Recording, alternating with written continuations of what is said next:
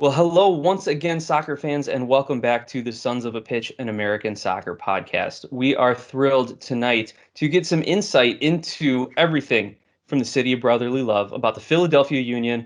We are joined by a couple of our guests and new friends, the Doopy Brothers. Guys, please introduce yourselves. Tell us a little bit about your experience with the Union, and then I'll turn it over to Mike to grab a few questions. Hey, what's up, guys? We're the Doopy Brothers. We're two brothers, both living in Virginia right now. I'm AJ. I'm Luke. Luke's going to be moving up to Philadelphia this summer, but I'm staying in Virginia. That's where I went to college, so now kind of set up camp. We're both originally from the Philadelphia area, so we've been season ticket holders to the Union ever since the team was founded. And so, yeah, we're two brothers who decided we were talking enough about the Union. Let's give some direction, some purpose. And so we came up with a little podcast. We like wordplay as well. So instead of the Doopy Brothers, we went Doopy Brothers because after the Union scored a goal, they sang a Doop song, which was phenomenal. So we just kind of took that and ran with it. Luke, anything else? Sorry, I talked a lot more than Luke on the podcast. Yeah, that's usually how it goes. I don't know. We're just diehard soccer fans. When the Union came to be a team in 2010, we jumped on board, full force, and haven't looked back since. And yeah, this podcast has been a fun way to kind of channel that fandom and passion, and kind of like we kind of used it as a platform to like connect with other fans because we, especially being in Virginia, we kind of feel a little less connected to like the like close fan base, but like because of this podcast and what we do like on social media, we've made a lot of really cool connections with Sons of Ben and just all Union fans, and it's been really fun. Nice. It's very kind cool. of funny. You guys kind of reached out to us or said you liked something we put up on Twitter. That's how we do a lot of our interactions with people. Kind of our next venture and project, I guess you would say, is we like to design stuff. Luke is a professional designer. I design on napkins and drawings and stuff and try to create them into stuff.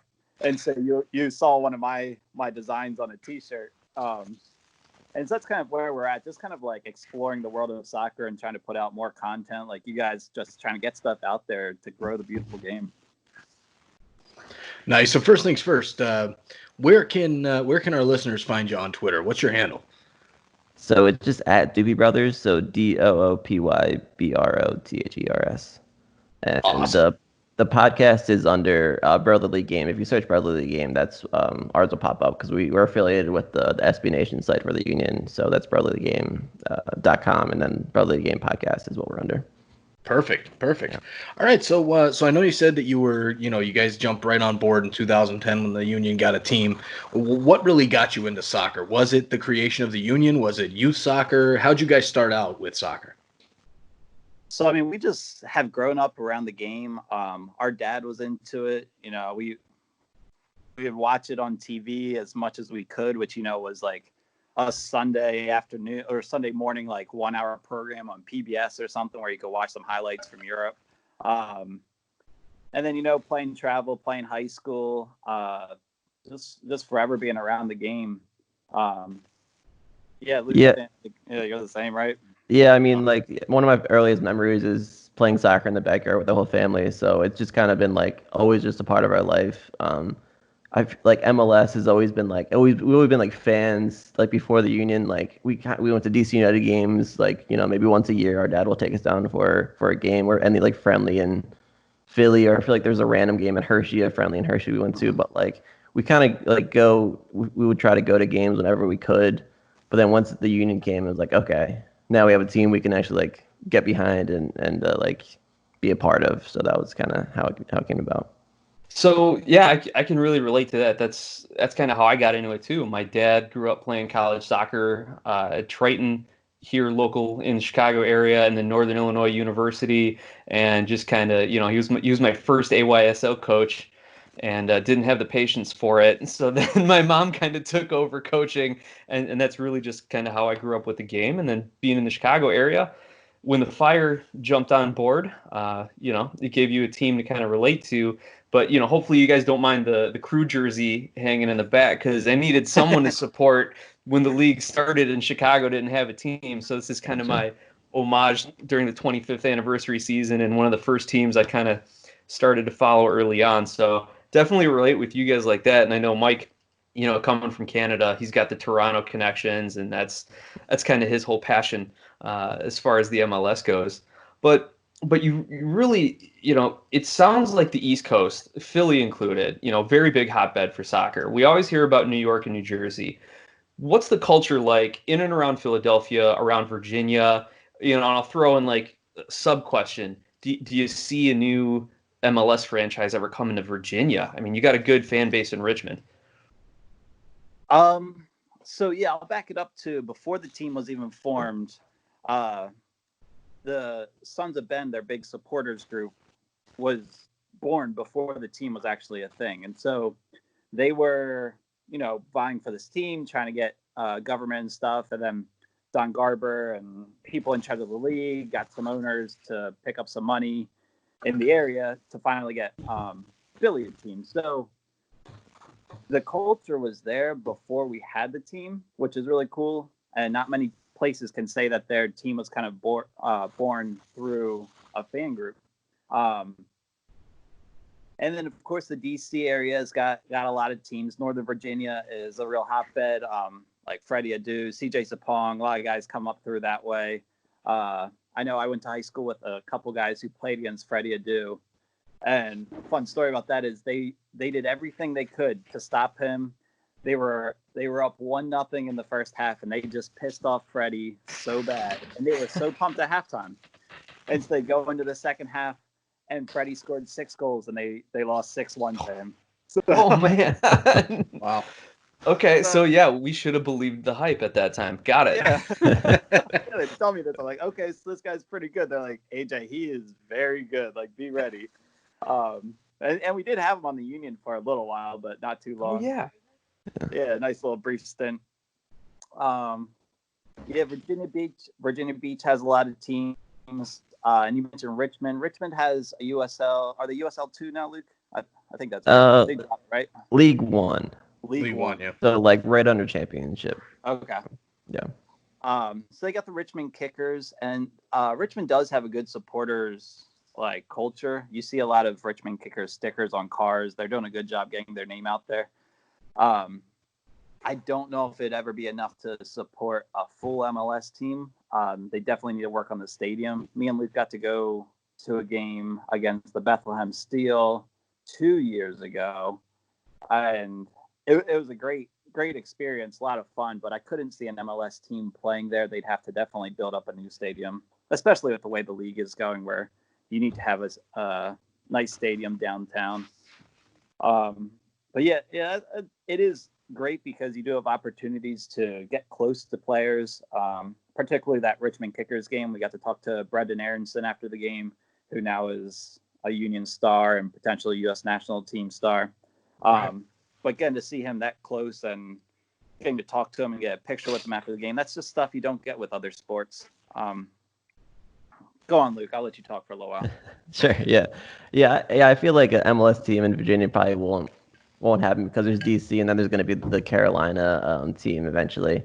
But it's cool to like see like Richmond and even in MLS you get that kind of like closer. You're closer to the teams. Like you don't like in NFL like you're never going to get close enough to like meet these players, and like after a game it's so much easier to like kind of wait around in a stadium, and like eventually you'll an MLS player or a USL player just walk right by and you can like talk to them, get a picture, get an autograph. And that's kind of what like I think that's such a big benefit to the like soccer culture in America right now. Like we get to be so much closer to these teams, and it just creates this kind of like a more lasting impact on anyone that goes to these games.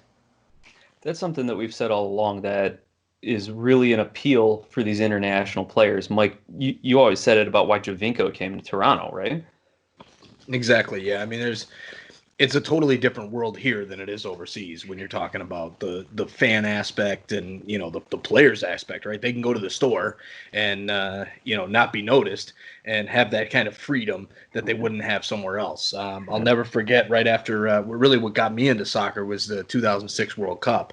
And I was with my Italian heritage. I was rooting for Italy once they got past the U.S. And went to Vegas about a month after the World Cup. Not even. It was only a couple weeks after the World Cup. And I'm in the elevator going down, and this guy gets on with this super hot chick, and his legs are like freaking huge. And I'm like, holy shit, that's because Mike's looking at the dude's legs. He's not with the hot girl. chick. He's looking at the dude's legs. It's Gennaro Gattuso from Italy, and I'm like, hey, wow. Congratulations on the World Cup, and and great, all this. And he's like looking at me like, you're not supposed to know who I am. Why are you talking to me, man? I haven't been noticed in a week. So it's a totally different world here. Oh yeah, it's phenomenal.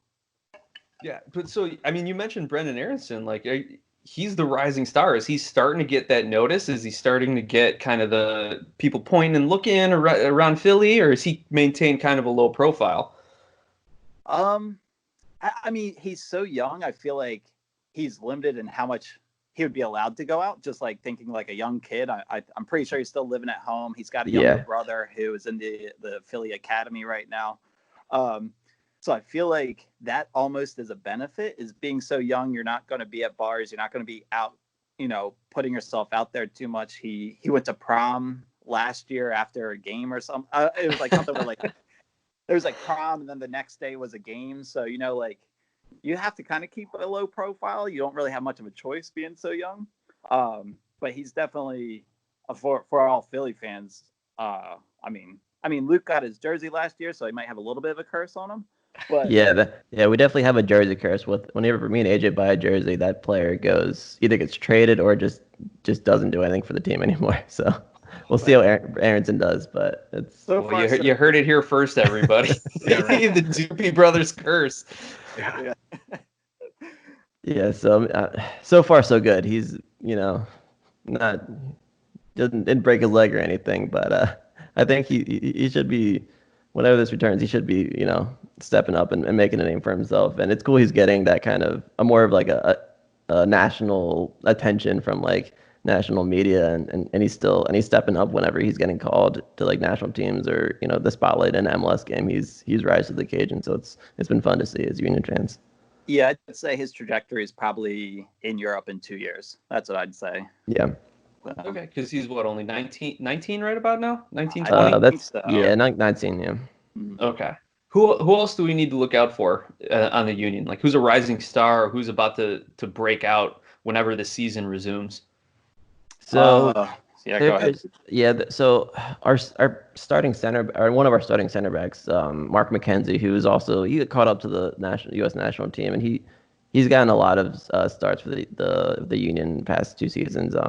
He's also another guy that probably could be in Europe in a year or two. He's a super solid, smart center back, good on his feet, and this is kind of like still his progression has been pretty solid. Even with he had a bunch of weird injuries last year, but still when he came back, he was didn't miss a beat. Excellent. Yeah. Jim Curtin doesn't look like he's going anywhere, right? Or is he back on the hot seat as usual? Like, what's the story with him? At the moment, he's good. Yeah, I was going to say, he survived so many years of being on the hot seat. It seemed like week after week, people are saying, close the curtains. It's just like he was taking it week after week. And then I'd say last year, we got a new sporting director from Germany. And so last year was kind of like his audition year. And he crushed it. I mean, he just was allowed to really open up his coaching and kind of show what he could do. Before that, he was it seemed like he was micromanaged by Ernie Stewart, the former sporting director. So Ernst Tanner comes in, and it seemed like he kind of gave Jim a chance to really show what he could do within his coaching abilities. And I mean, he just outperformed what anyone would have guessed. I mean, Philly's known as a team that's kind of money ball, not going to be spending a lot of money on big name players, and he had us finish third in the East in a conference that is some teams that are willing to spend some money, and so he really coached himself into keeping his job and then getting an extension, and most importantly, respect from the fans. So yeah, I feel like. Sorry, every time they announce Jim Curtin, he will always get booed just because that's Philly's culture. But he's definitely getting a lot more respect from Philly fans, even if they boo him. But it's been cool seeing his progression because when he took over as like interim coach, so many years ago, it was like, okay, what's this guy gonna do? He's just like a band-aid for now. And then he kept like progressively adding to his coaching abilities and kept progressively getting better with like he's been through like 3 sporting directors, and each one that comes in like eventually gains trust in him, and he just sticks around. And he's a Philly guy. He went to Villanova. When the Union became a team, he tried to join them as a player, but it didn't work out with Peter Novak, the coach who took over the first year. He didn't have a spot for him. But yeah, Curtin, he's been on record saying that this is his dream job. He loves Philly. He wants to be the Union coach as long as he can. So it's cool that he's gaining success. I'm trying to think. So if Nowak was the first coach and couldn't find a spot for him, do you think that like held over from any like Chicago Fire days or something? Like I can't remember if they were part of the Fire together and maybe there was something that happened in the locker room. Have you guys heard anything like that? I'm totally speculating right now. There is a story. Luke, you know the story I'm about to tell? I'm not sure. Okay. So there's a story about Jim's first like day at practice with Chicago, and he took like a big swipe at a dude, kicked him so hard in the shins, and apparently that was Novak. And I want to say it was Jay Berhalter, one of the other like big name guys was like, dude, you're gone tomorrow. Like, don't bother coming back. Like, you're done. But they let him come back, and he had a decent career and all. But that is a funny story that he's told about his first day of practice. Some long curly haired kid straight out of college comes up and whacks Peter Novak. This is one of his first moves. Like, oh crap, what did I just do? Yeah, and Novak's like a Chicago legend, and just like especially as how bad Chicago has been the last several seasons, it only made people long for guys like Peter Novak even more. So to hear all of it come full circle now, like that's fantastic. And I've never heard that story about it. But Luke, there was something you said about Ernie Stewart was kind of micromanaging Curtin for a while. Now we see Ernie Stewart moving into a bigger role with U.S. Soccer. How do you see that playing out? Do you think he's learned from his time at Philly, or do you think he's going to kind of do the same thing? So Union fans have very mixed feelings about Ernie Stewart.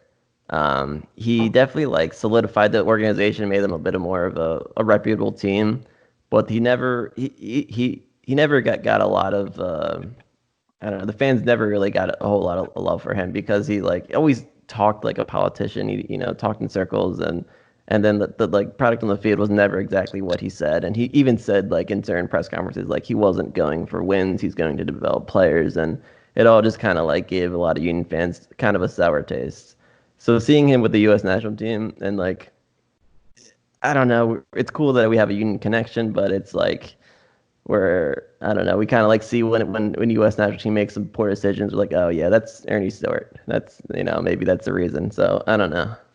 But it's also how much is it Ernie, and how much of it is just the United States Soccer Federation is just so screwed up right now with they can't win. They just cannot figure out how to get out of their own way and stop shooting for themselves in the foot. And it's just somebody needs to step in with some common sense and be like, yeah, let's not do this thing and let's do this instead, and let's make a good choice. But they just keep screwing up, and yeah. Well, what's the definition of insanity, right? Yeah. Yeah. Jeez. So I want to ask a little bit more. Are you guys members of the Sons of Ben? We are. This is unfortunately our first year officially as Sons of Ben members. We've always been season ticket holders, so we haven't really needed to have a spot in the river ends with the supporters because we've always had seats. But this year, now that we've got a lot of connections with fans and friends up there, we're like, all right, let's join. We're gonna sit in the river end and go nuts with everyone who we know now. And now there's no games to go to. So yeah, we haven't had a home game yet, so we have no chance to do that. So we're just waiting. Did you say sit in the river end? Well, I wouldn't say. Or did you mean stand? Stand. Yeah, there's no sitting. Yeah. Yeah. Nice. But tell us a little bit more about the Sons of Ben. What are they all about? Like, what are some of their traditions? What are their things? And then, Mike, whatever questions you got, man, go for it. So this is pre-union. I actually had a run-in with the Sons of Ben. It must have been 1998. No, not 1998. I was 11. No, I was in college. Okay, so it must have been like 2008. That makes sense. Philly put on a 4v4 MLS Futbolito tournament or something. So me and my college buddies, we go up there. We're going to run this thing. It's going to be a piece of cake. Then there's a couple teams from this group called the Sons of Ben, and they're like, AJ, who are these guys? I'm like, I don't know. They're probably no one. Our first matchup is against them, and we're warming up, and then all of a sudden the field is surrounded by these fans going like nuts. And we're like, dude, this is like a little 4v4 tournament. Who are you guys? Who do you think you are? And we played this team like 3 times, and every time the field was surrounded by their fans. And so they're just a bunch of diehard fans. They do awesome tailgates before games. Anytime we play Red Bull, there's this big bonfire of a giant Red Bull. Yeah, Luke, what else? There's like just tons of stuff. They help the city of Chester a lot. Lots of charitable stuff. That's a big thing. They really a lot of community outreach is a big part of the Sons of Ben. Sorry, go ahead. Yeah. So the Sons of Ben are the stadium, the Union Stadium's in Chester. So that's like kind of become their home, and it's like it's not the best of areas. It definitely needs a lot of help. So whenever they can, they put on a lot of like events and charity drives to help the area as much as possible. And kind of like as much as people want to move the team into Center City, Philly, Chester has become our home, and Sons of Ben have been embracing that as much as possible. There was a documentary about the Sons of Ben, just called the Sons of Ben movie, and it may have just went off of Netflix, but I'm sure it's still available somewhere on the internet. But it really shows their story and this grassroots movement of these group of people who just wanted a team in Philly so badly that they created the supporters group before a team existed. And I remember awesome. I think it was 2008 or 2009. It was the MLS Cup was in DC in RFK, and the Sons of Ben bought a whole section of seats and went to the game and powder blue jerseys and chanted about not DC United or not any of the teams playing, and they just wanted to make a voice for themselves. And it just shows just like a raw passion, and it's just about the game and just about giving back and creating this community, and that's all they're about. And that's it's cool that we're to say we're part of this organization now and get to be involved as much as possible. But that might be a little bit in the future at the moment. Yeah. All right, so I got one question for you guys. You guys have to give me the inside scoop on Kasper Shabilko, because I've never heard of him before. He comes over here, scores a ton of goals, and he's a damn good player, but nobody's ever heard of him before. What's the lowdown on this guy? Dude, that's Luke's boy. That is like Luke's had a crush on him for so long. Yeah, no, I fell in love with him last year. Because he's just this striker that is exactly what the Union has needed for years. He's just a pure finisher. And that's a guy ever since Sebastian Letou, since he left, we haven't had a finisher. Our strikers have been, hard workers, big bodies, and all this, decent players, but it's always been a struggle just to finish the playoff and score goals. And he's exactly that kind of guy. And he came in and he started off with the Bethlehem Steel, the second team to start the year, and scored a couple goals of them, got pulled up and didn't look back. He's a guy he was on Kaiserslautern and had a decent. He was kind of working up the ranks in Germany, and then had some really bad foot injuries that took him out for almost 2 years. And then the Union kind of took a flyer on him, and he had a bit of an injury problem with that foot at the end of last year. But other than that, he's been amazing, and we're really excited about him. He signed a contract through 2023, I think. So he should be around for a bit, and the way he's going right now, he should be banging a lot of goals. But Luke, what jersey did you get this year? I just got his jersey. Yeah, I just got his jersey, so that Oh. he's probably done. So sorry. Yeah, there you I go. couldn't resist though. All right, so Brendan Harrison and Casper Shabilko, forget it. They're going Yeah. downhill now. Yeah. Okay. Yeah, just for Got it. reference, before them, I got a David Accam jersey, and he was non-existent for the unit. So that's Oh, just I like, love David Accam.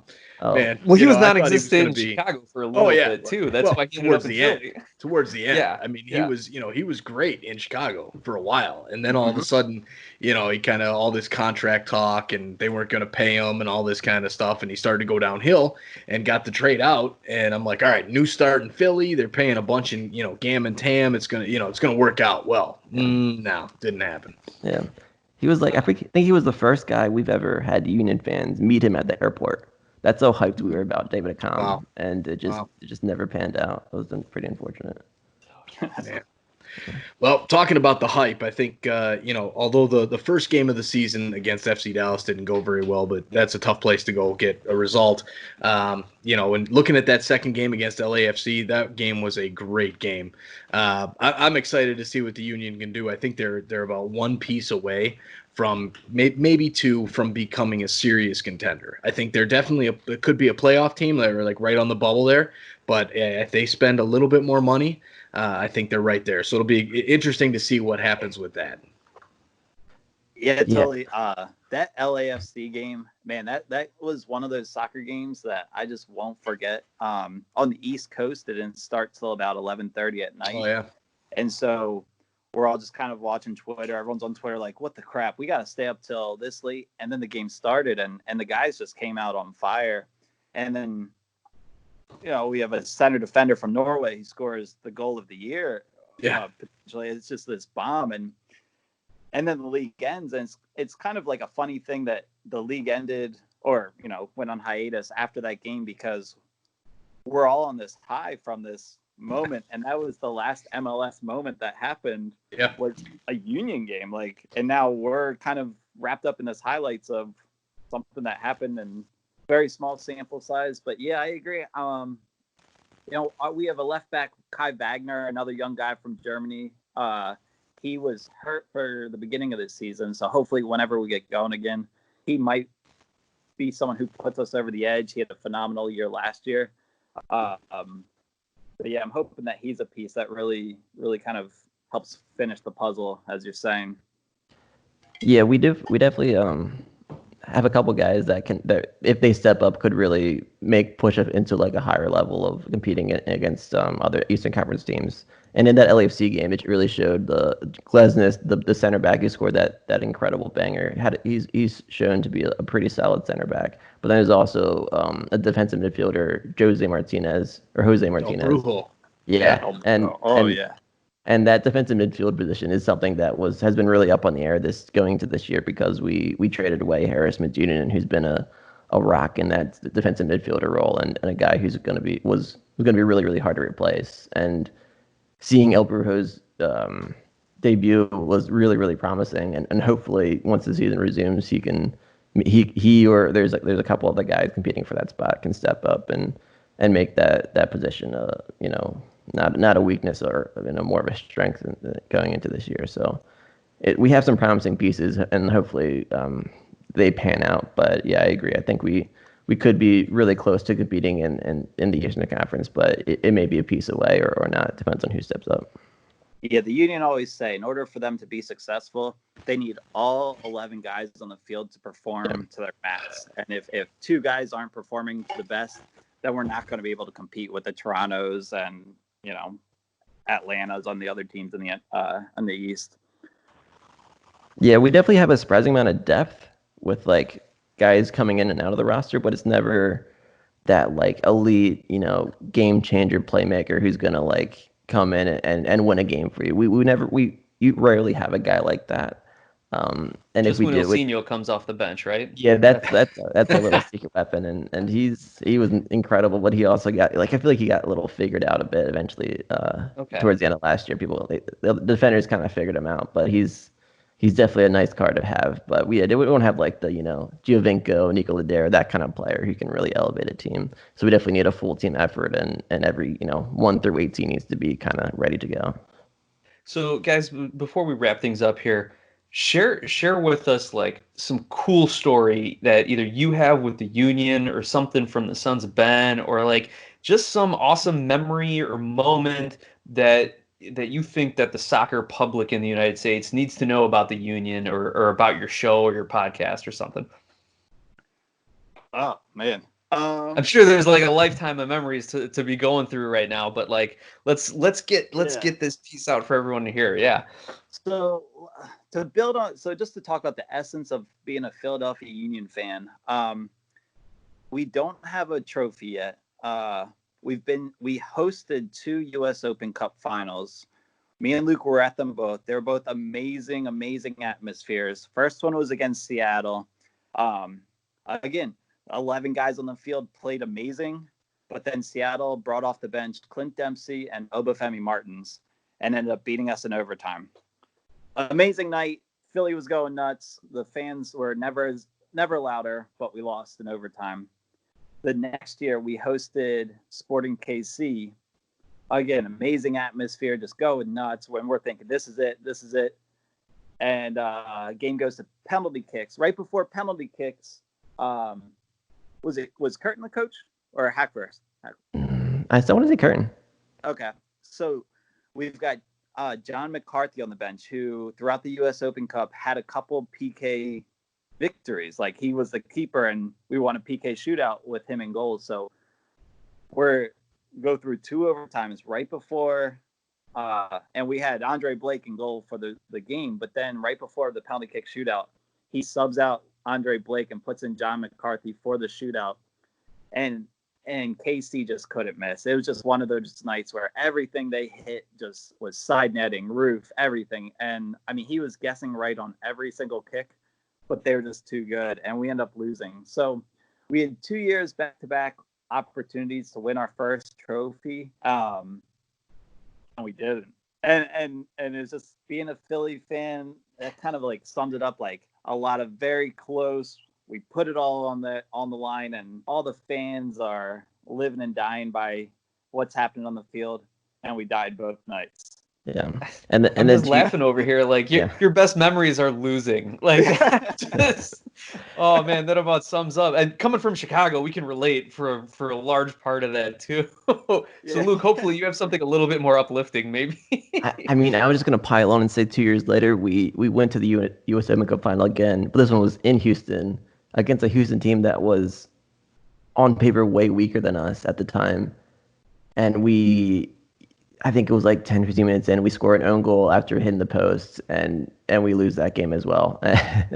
So we have some bad memories with Open Cup, but I mean, what comes to mind as one happy memory is the way the last game we went to, the playoff game last year against Red Bull. It was literally the most dramatic and draining game of my life, and it was because it was back and forth. We went down 2 goals in about 30 minutes, and the River End collectively was yelling at the Union, "Hey Union, wake the F up!" Loud as day.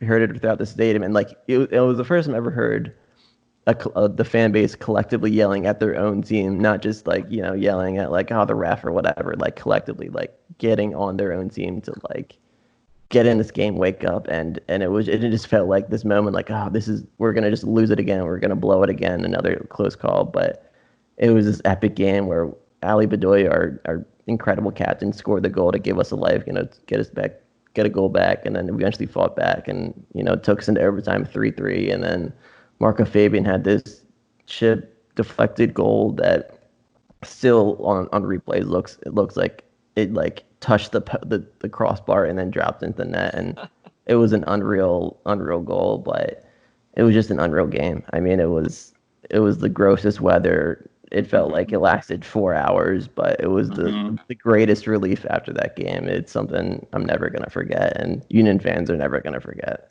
Even if we went down to Atlanta the next couple of days and lost it, that game is what we're taking out of the playoffs. That's excellent, man. Those are some great memories. There's probably going to be a video montage or something. Whenever Philly wins their first trophy, it'll be remember when, and then it'll be everything you guys just talked about, and then they'll segue into the trophy celebration. It's like Mike, yeah, go ahead. no, I always think about what it's going to be like when the Union win a trophy, and it just still feels unreal. It feels like it could never happen, but one day. Like the numbers say, there has to be a time that we win. It just has to happen at some point. I just hope I'm alive for it, man. It's just like it seems so far out. But the Eagles won a Super Bowl, so the Union can win MLS Cup or U.S. Open Cup or Nations League or something. Yeah. And now we got as a TFC polls fan in Chicago, so as a TFC fan, I know what that feels like. For 10 years, no playoffs, and then and they were never ever gonna win, and then they won everything. So, it'll come and it will feel better than what you think it'll feel like. Yeah, I mean, I can't even imagine that because you went through so much to build up to that moment, and I hope we get to experience that because we just need it. The numbers, it's got to happen. Excellent. Well, guys, thank you so much for hanging out, for talking Philly, for talking soccer, getting to know you and the show a little bit more. Before we end the call here, again, let the listeners and viewers know where they can find you, find your social media, your podcast, find out where they can get some of those cool shirts that AJ's sporting over there. Let us know. All right, so the shirts are something that we're working on a project. We're going to hopefully have a website where we can sell some shirts, and almost to the point where you might be able to say, hey, I want a Giovinco shirt, and here's a picture. Can you make this happen? And I'll do the best I can and then get Giovinco on the back with his number and all. It's a work in progress. I'm not the technology guy, and I'm kind of trying to figure out how to make a website. It's going, I will say. But then thankfully Luke's been able to set up our podcast. Our Twitter is at Doopy Brothers, DOOPY Brothers. And then our podcast is affiliated with the SB Nation site with the Philadelphia Union called brotherlygame.com. And if you search that anywhere you find podcasts, you'll find us two brothers, talking stupidly about Philadelphia Union. It's getting pretty dumb until we got some real soccer content to cover. But last week, I think we did 4 imaginary drafts of different things.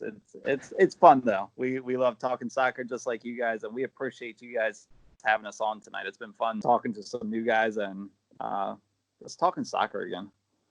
Yeah, I mean, I miss talking soccer so much, so it's fun to get these little moments to nerd out a little bit. Yeah.